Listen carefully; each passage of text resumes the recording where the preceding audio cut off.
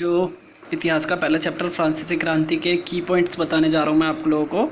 आपको समझ में आ गया होगा कि क्यों, कब, कैसे हुआ फ्रांस के अंदर, उसके कारण क्या क्या थे। तो भाई सबसे पहले मैं बताता हूँ आपको क्रांति क्या है।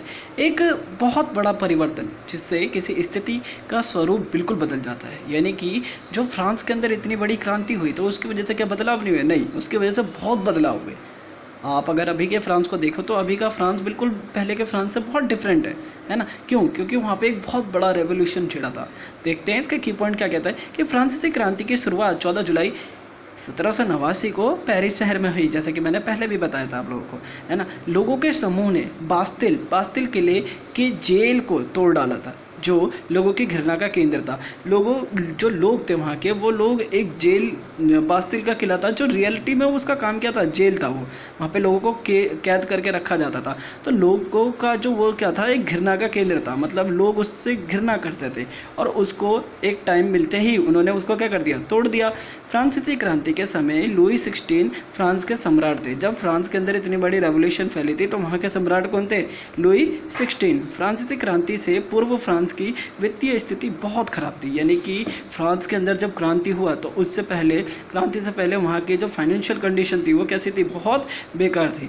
18वीं शताब्दी में फ्रांसीसी समाज 3 स्टेट में विभाजित था। पहले भी बता दिया मैंने कौन कौन से में, प्रथम, द्वितीय और तृतीय। इन 3 चीज़ों के अंदर फ्रांस के जो लोग थे वो डिवाइड थे।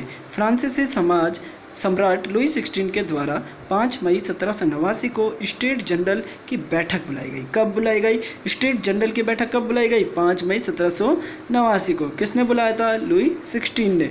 तीसरे स्टेट की प्रतिनिधित्व 20 जून को वर्साई के इंडोर टेनिस कोर्ट में एकत्रित हुए। कौन से लोग हुए थे? जो तीसरे स्टेट के अंदर थे। कौन से लोग? जो तीसरे स्टेट के लोग थे, उनको 20 जून को इंडोर टेनिस कोर्ट में एकत्रित किया गया। ठीक है, ओके। नेक्स्ट क्या है? 4 अगस्त 1789 की रात को असेंबली ने करों, कर्तव्यों और बंधुओं वाली सामंती व्यवस्था को खात्मे का आदेश पारित कर दिया। यानी कि जो लोग पहले बहुत बंधन में बंधे रहते थे, है ना, लोगों के काम काज के लिए जुटे रहते थे बिना किसी आलोचना के, तो उस चीज़ को उन्होंने ख़त्म करा। कब ख़त्म करा? 4 अगस्त 1789 को।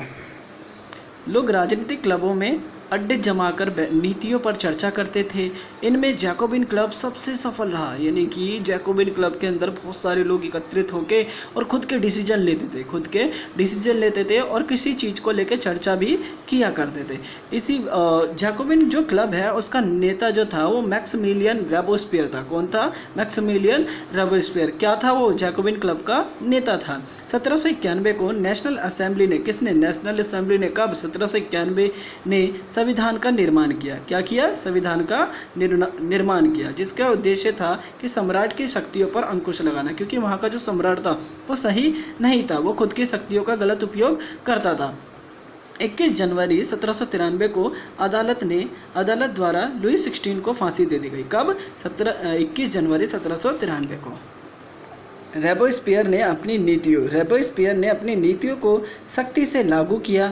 8 जुलाई 1794 को उसे दोषी करार दिया गया और गिलोटीन पर चढ़ा दिया गया। यानी कि दोषी कौन था? दोषी भी था। कौन? रोबेस्पियर। ये भी किसी जुर्म की वजह से इसे भी गिलोटीन पर चढ़ा दिया गया। डायरेक्टरी की राजनीति अस्थिरता ने फौजी तानाशाही नेपोलियन बोनापार्ट के उदय का रास्ता खोल दिया। किसका? बोनापार्ट का रास्ता खोल दिया।